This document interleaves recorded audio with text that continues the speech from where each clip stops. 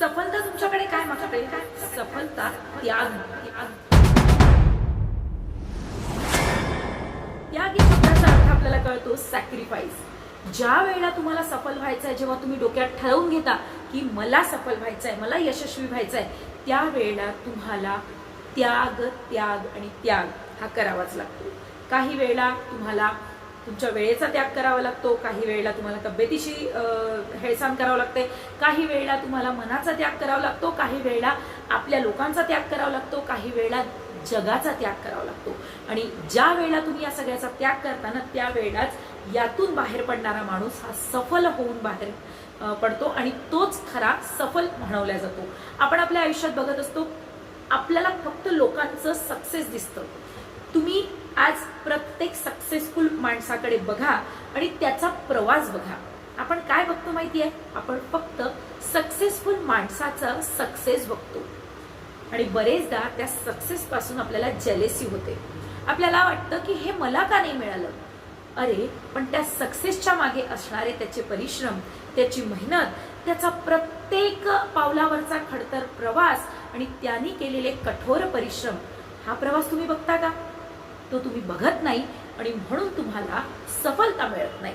कारण प्रत्येक वेळी सफलता काय मागते? तर तुमचा त्याग मागते. आजची टॅगलाईन हीच आहे. नमस्कार, मी लाईफ काउन्सिलर सुप्रिया तुमच्यासाठी आज नवीन व्हिडिओ घेऊन आलेली आहे, ज्यामध्ये आपण बघणार आहोत की सफलता काय मागते. तुम्हाला जर का सफल व्हायचंय तर लाईफमध्ये तुम्हाला काय करायचंय? लाईफमध्ये जर का सफल व्हायचंय तर पहिले त्याग करायला शिका. सोडून द्या. आज हे सोडलं, उद्या ते सोडलं, परवा ते सोडलं, आज उद्या परवा जे सोडलं ना, ते 4 दिवसांनी सगळं तुमचं होणार आहे. काय तर एक उत्तम उदाहरण देते. कॉमेडीचा बादशाह म्हणजे कोण? आत्ता आपण म्हणवलं जातो द कपिल शर्मा शो. हा शो आपण सगळ्यांना माहिती आहे, कपिल शर्मा सगळ्यांना माहिती आहे, पण हा कपिल शर्मा शो पर्यंतचा प्रवास तुम्हाला माहिती आहे का? त्याला किती रिजेक्शन आलं हे तुम्ही जाणता का? तो कुठून आणि कसा आला हे तुम्हाला माहिती आहे का? वडिलांचा मृत्यू झाला, त्यानंतर त्यांच्या जागेवर त्यांना जॉब मिळाला, पण स्वतःची एक वेगळी ओळख करायची होती. त्यासाठी घेतलेले परिश्रम, त्याचा खटाटो, त्याची मेहनत, त्याची चिकाटी आणि त्या चिकाटीतून, त्या मेहनतीतून, त्या ध्येयापूर्तीसाठीचा जो प्रवास त्यांनी गाठला आणि त्या सगळ्यातून त्यांनी ते करून दाखवलं आणि त्यानंतर द कॉमेडीचा बादशाह हे त्याला नाव लागलं किंवा विशेषण लागलं. असंच कोणी मोठं होत नाही. चांदीचा किंवा सोन्याचा चमचा जर तुम्ही तोंडात घेऊन जन्माला आले असाल तर ते तुमचं नशीब आहे, नो डाऊट. पण ते तुम्ही किती टिकवता आणि तुम्ही किती वाढवता हे पण खूप महत्वाचं आहे. आज आपण सगळीकडे बघतो पैशाची तंगी आहे. कोणी सगळेच कसे मोठे होणार? अरे सगळे मोठे नाही होणार, पण त्या सगळ्यामधले तुम्ही नक्की मोठे होणार. कपिल शर्माने जी मेहनत केली अशी तर कितीतरी नाव आहेत.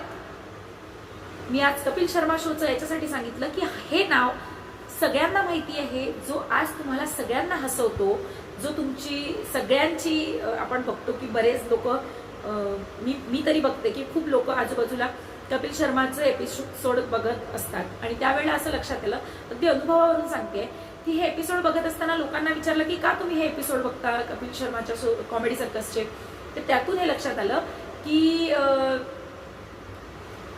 का हा शो बघितला जातो सगळ्यात जास्त.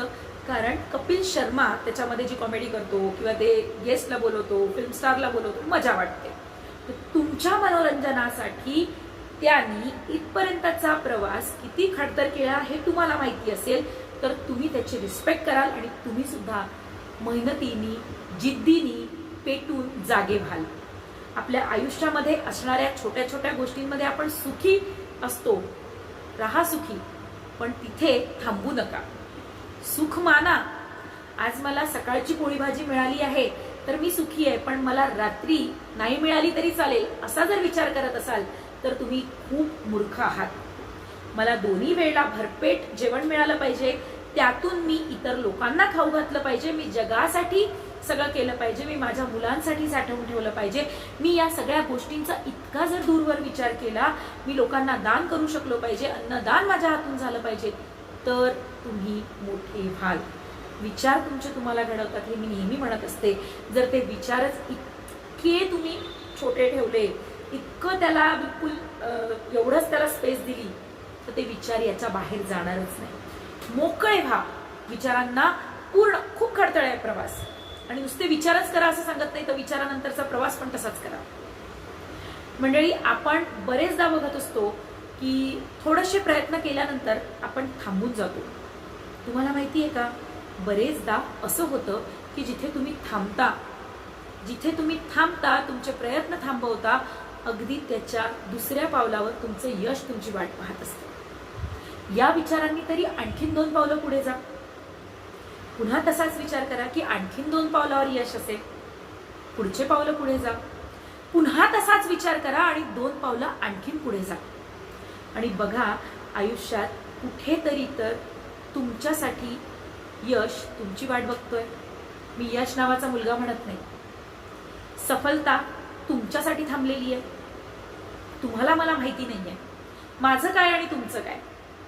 शेवटी प्रत्येकाला त्याच्या त्याच्या नशिबात जे आहे ते मिळतच आहे किंवा मिळणारच आहे. पण माझ्या नशिबात जे आहे ते मिळणार आहे म्हणून मी शांत बसून आहे, तर ते नशीब तुमच्या जवळ येणार नाहीये तुम्हाला द्यायला. नशीब देताना छप्पर फाड़ के देता है, नहीं तो भिकारी बनाता है, ये मुझे सब पता है. पण हे जेवढं माहिती आहे, तर छप्पर फाडून घेण्याची ताकद आपल्यात असली पाहिजे. काय होईल, लात मारील तिथे पाणी काढण्याची ताकद तुमच्या माझ्यात असलीच पाहिजे. आजच्या या जगामध्ये सर्व्हाइव्ह करायचं असेल तर पैसा पाहिजे, नाव पाहिजे, प्रतिष्ठा पाहिजे, सगळं पाहिजे. गरीब तर रोज एक जन्माला येतो आणि एक जातो, त्याची कोणीही मोजणी करत नाही. पण तेच एखादा कोणी स्पेशल माणूस, त्याला अगदी छोटासा ताप जरी आला ना तर त्याची बातमी बनून जाते. मग तुम्ही ठरवा की तुम्हाला कुठल्या कॅटेगरीमध्ये बसायचं आहे. प्रतिष्ठा वाढवा, पैसा कमवा चांगल्या मार्गाने आणि नाव मिळवा. यासोबतच एक चांगला माणूस म्हणून सुद्धा जगा. कारण शेवटी आपलं भगवद्गीतेचे आपल्यावर संस्कार आहेत. कर्म त्याचंच फळ मिळतं. त्यामुळे कर्म चांगले करा, कर्मावर विश्वास ठेवा, पण प्रयत्नांना मात्र फुल स्टॉप लावू नका. कॉमा. आज हे केलं, उद्या ते केलं, परवा ते केलं. आज जे केलं त्याच्यानंतर कॉमा, उद्या ते केलं कॉमा, परवा ते केलं कॉमा. स्वल्प विरामामध्ये आयुष्य खूप आनंदी होतं.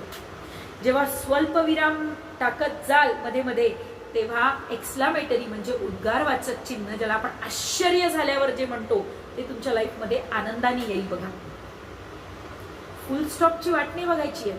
फुल स्टॉप म्हणजे द एंड, त्यानंतर काहीच नाही. सगळ्यांनाच मरायचं आहे. मरणाच्या प्रतीक्षेत किंवा उद्याचं मरण आजवर बोलवण्यापेक्षा एक एक पायरी चढूया ना. ही सफलता तुमचा त्याग मागते. सोडा सगळं, लागा कामाला. 2 तास काम करताय 4 तास करा, 4 तास करताय 10 तास करा, 10 तास करताय 12 तास करा. आठवड्यातून 1 दिवस स्वतःला द्या. पण जे दिवस काम करताय ते काम इतक्या लगननी करा, इतक्या मेहनतीने करा, स्वतःला झोकून द्या त्याच्यात. 1 काम करताय 2 काम करा, हे मागच्या व्हिडिओमध्ये सांगितलंय. खूप जमवा, खूप मेहनत करा, दटून राहा. कोण हरवू शकतं बघूया. किती करू शकता तितकं करा. जेवढे तुमच्यात एफर्ट्स आहे ना, ते सगळे एफर्ट्स लावा.